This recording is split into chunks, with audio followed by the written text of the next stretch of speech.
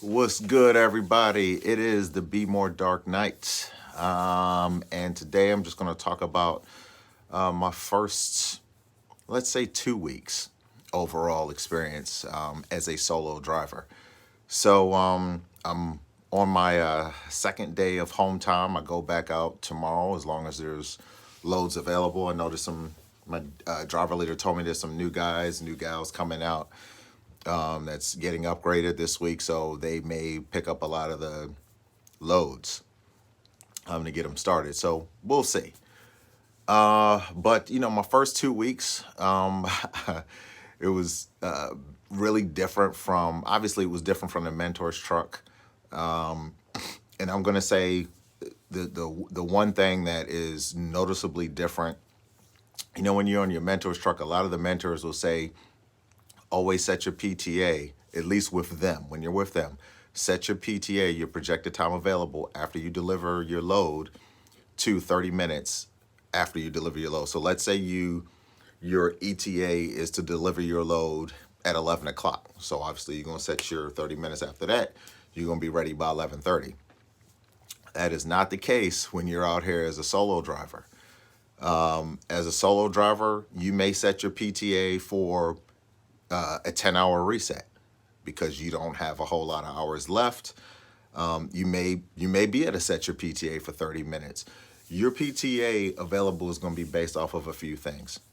How much time you have left on your work clock, your 14-hour clock, your drive clock, and your 70-hour clock when it starts getting close to the end of the week. All right, it's going to be affected by that. It's also going to be affected if you have to send a MAC 30 or macro 34, which you're updating your ETA and PTA. It also affects, how long you're at the shipper. So, for instance, this week, I was at the CNS Grocers in Newburgh, New York. I arrived a half an hour before my scheduled appointment. And there was a line there of other truckers. So I got out and I actually checked in at about 8:58. We had to do some paperwork there. They had to input you into their computer system. It was a rather long process. I had thought that I would have been out of there, probably about an hour afterwards. But I heard another gentleman from another company talking, he had been there several times before and how the whole place was disorganized. And it's my first time there, so of course I'm going to see what's what.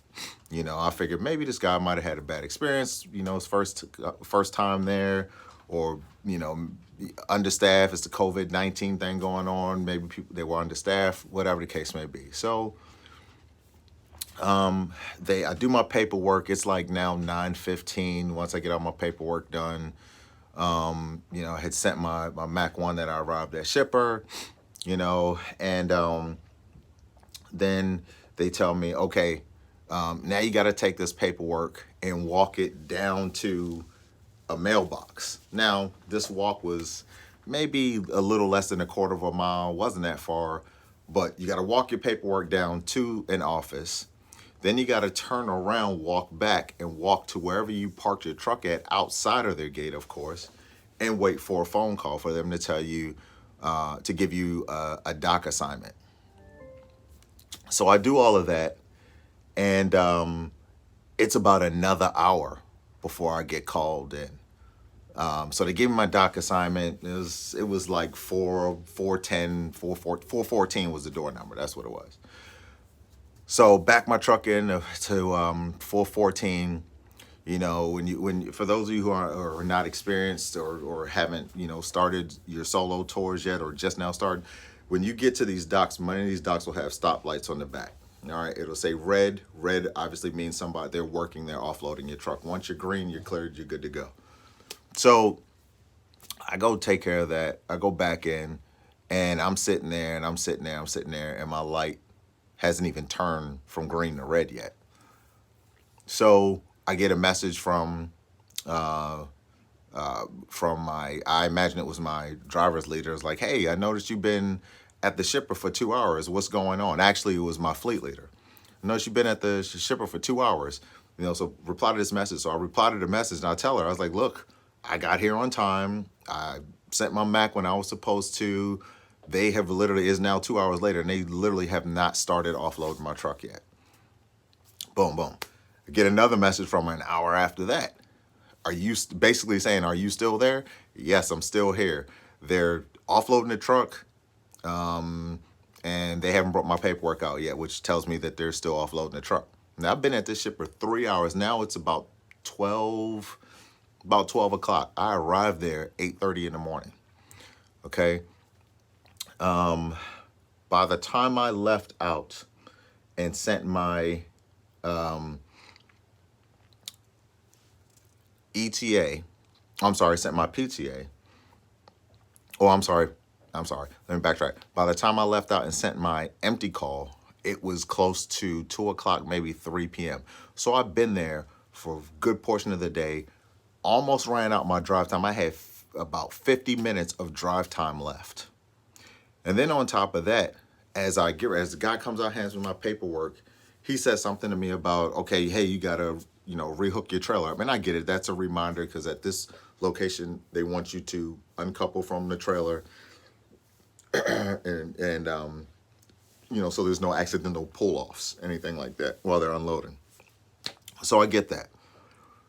I get my paperwork, and the guy's like, hey, you're good to go. Get the green light. I'm pulling off, and as I pull off something, as I hook up and I pull off, something tells me, even though I had already sent my empty call, something still told me, go look inside the trailer. Because I had to go back and close the doors anyway. So I go back there and I look, and there's 2 pallets sitting in the trailer. I'm like, you've got to be kidding me. So I go back and I ask the guys, like, hey, what's going on? What's up? Why is there still 2 pallets in my trailer? He's like, they're no good. So then he gives me this other piece of paperwork and says, yeah, this is what's wrong. So I look at it and I'm like, okay, all right. So he tells me, hey, you got to call your dispatcher or whatever, or the shipper, and you got to find out what they want you to do with, the refused cargo. So I said, all right. So turns out, if you're a Swift driver, I can only speak for Swift drivers, you send a Mac 59. The Mac 59 is you've got overage, damaged, or I think the other one is rejected products, and you got to put in the reason why, and there's a whole bunch of information on this Mac 59. It was the first time I ever did it. It was the first time I even heard about it. So did that. Then I got a call from another place from, I think it was from Arizona, and they're like, hey, why has it been rejected? So I told them. They asked me to take pictures of the remaining cargo, and and send it to them over. It was a number they gave me, and they'll figure out what to do. So I sat, and by this time I only had about maybe a half an hour just drive time left. So let's put it like this. Let's say you start off with an 11-hour drive day. You start off with a 14-hour drive day, right? Okay. Once your 14-hour clock surpasses your drive time, so let's say you have 5 hours of drive time left, but you still have 7 hours of work time left. Okay, now it flips. Now you still have 5 hours of drive time left, but because you were sitting, your work clock kept ticking, and now you only have 3 hours of work time left. Your new drive clock becomes that work clock. So that's how it is now. That's how it is. So my clock is ticking. Now I got like a couple hours of drive time left, but only like 30 minutes of work time. So that means I only have 30 minutes of drive time to get to wherever. Luckily, they had told us that there was a truck stop not more than 2 miles away. So I use my drive time, and I said, forget it.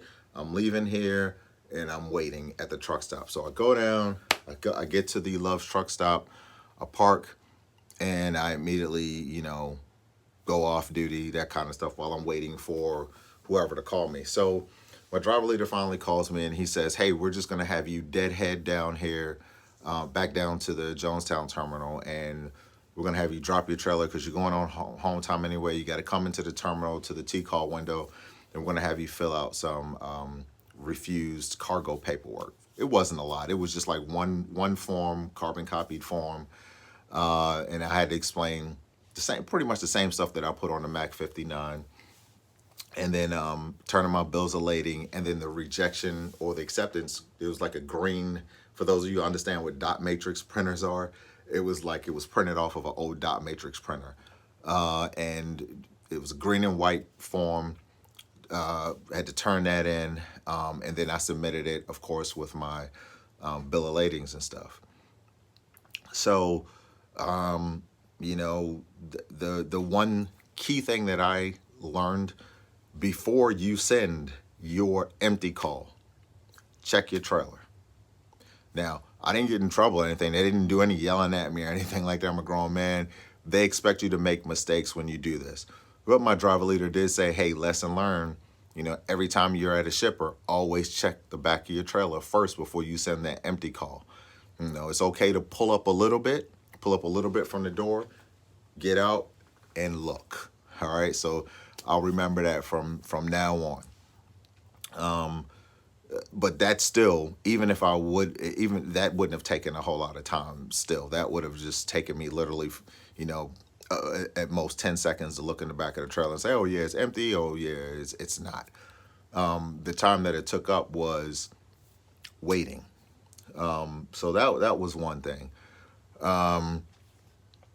The other thing is, there just may be lows that you just can't accept. So as I was returning back to Jonestown, they were sending me new loads, and I kept responding. I kept telling them, I was like, hey, I'm on a deadhead. I've got to do a rejected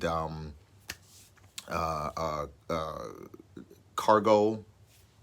You know, I gotta go back to the terminal and do this. So it was some loads that I had to reject, and one, they weren't like really big loads. One was like 33 miles, so I wasn't really tripping on that. The other one was a T call, which was within Pennsylvania. I wasn't tripping on it, and there was another one that was from Pennsylvania to Pennsylvania. So nothing significant that I turned down, but I just knew, you know, based off of the situation that I had up in New York, that I didn't want to have that same situation again. So I just turned those loads down, did what I had to do, and come to find out, two of the loads that I turned down were ghost loads anyway. And what I mean by ghost loads, so when I went and turned them down, my Qualcomm came back and said the two trips that you just turned down have invalid trip numbers.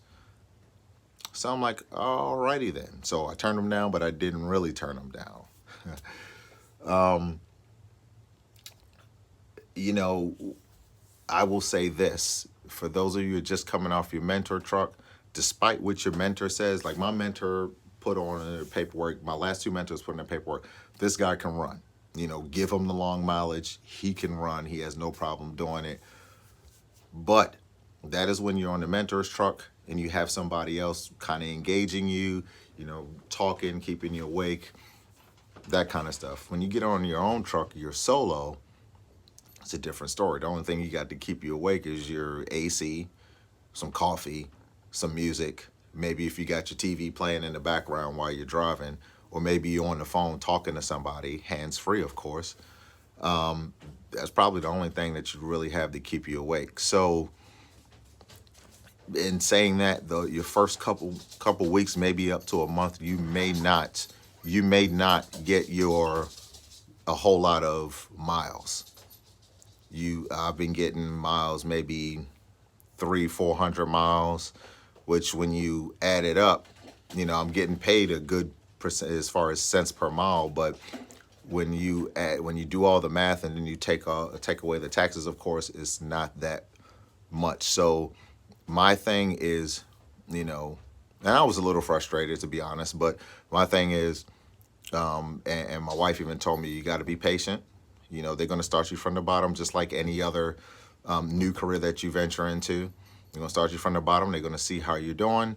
And then progressively, you're going to get those miles. So I'm not going to be like, I know some other people who left the company because for whatever reason, but mainly the reason was they were sitting.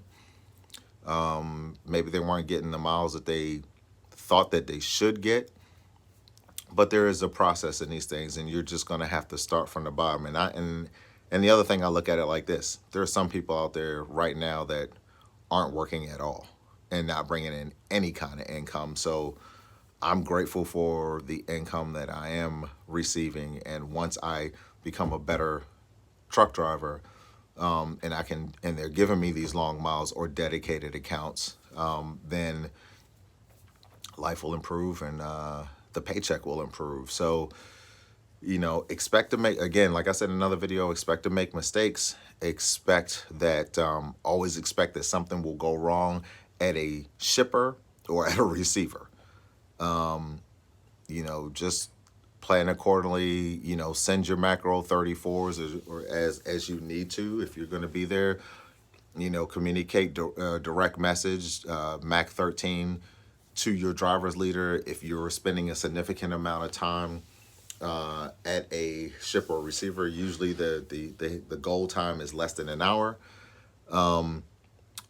So those are things that I can improve, even though they didn't really come out and say, "Hey, you should have sent me a Mac 13." But I feel that's what I could have done better. So the next time, and I know there will be, if I'm ever delayed, I'm just going to send a direct Mac 13 to my driver's leader and my fleet leader, let them know, "Hey, I'm here. I'm still stuck at the shipper. This is my trip number, and this is the reason why I'm still stuck here." So they won't send me a message first. All in all, first 2 weeks was, I learned a lot.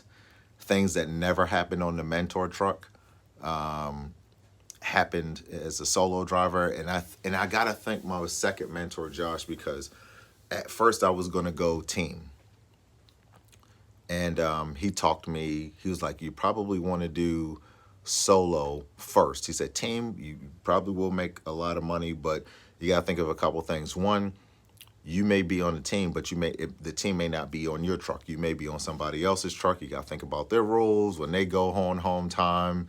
You're most likely going on home time as well. You know, you may have personality clashes, and you may not learn the things that you need to learn.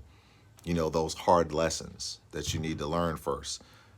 So he was like, "Go solo and you'll see what I'm talking about." And he was right, because I learned a lot of lessons from, trying to adjust the tandems when the trailer was a little bit on an incline, when my doors wouldn't close because the trailer was on the incline, when my fifth wheel wouldn't close because the truck was sitting on a slight incline as well. It was a lot, you know. And I got through it, and you can too.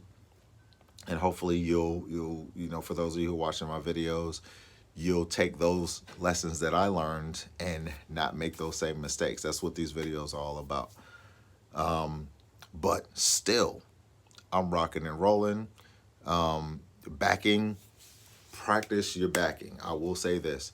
Like, when my terminal is kind of tight, so when I get in to my terminal, there's not a whole lot of space. So sometimes I have to, most of the time that I've backed into my terminal, actually all the times that I've backed into my terminal, it's always been a 90-degree alley dock.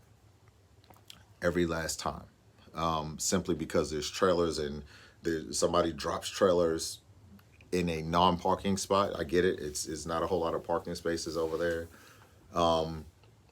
There is another side to our terminal, but I'm not sure if that's just for maintenance parking or is that just, overflow parking, right? If you can't park on the main side. So that's a question I got to ask. But it's been tight most of the time that I had to park in, because I had to do a 90-degree alley dock in most of those situations. In the 2 times that I did park there, other than my upgrade test, it was a regular parking spot. So regular park, just the regular 45-degree park. So that was easy. But other than that, I just say, take your time. You're going to learn things. I agree with my second mentor, Josh, that you should do solo first. Go solo and learn those hard lessons. So when you do go on a team, bam, it's easy. I think being a solo driver is probably the hardest thing to do in trucking because you don't have anybody per se giving you guidance, or nobody in the out there, helping you back your truck in. Every now and then you'll get a good Samaritan truck driver that'll, if they see you having difficulty, they'll jump out of their truck and they'll help you, they'll guide you in. I've seen that on 3 occasions, and I was one of the occasions where I helped a guy at night back his truck in when everybody else was just staring out their window looking, or just sitting in their truck just looking. You know, everybody's trying to do the same thing out here when it comes to trucking. They're trying to, drop the load, pick up a load, make money, and take care of themselves and their families. So, in that, you need to get back to being that brotherhood, sisterhood, and just, if you see a truck driver having issues getting into a spot, get out and help them get in. All right. One, it makes it easier on them, and if you happen to be the truck, if you happen to be that truck that's on the left or right side of them that they're trying to back, and you want to make sure that they don't hit your truck, then don't just sit in there.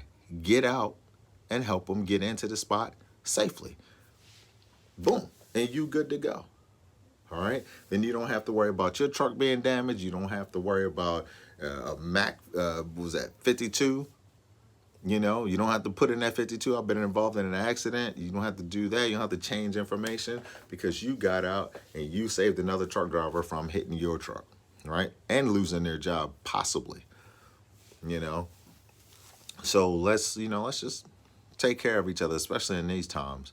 But I'll say my first 2 weeks, I learned a lot. I don't have anything to complain about. I do have some things that I need to improve on, and that's fine. They expect that.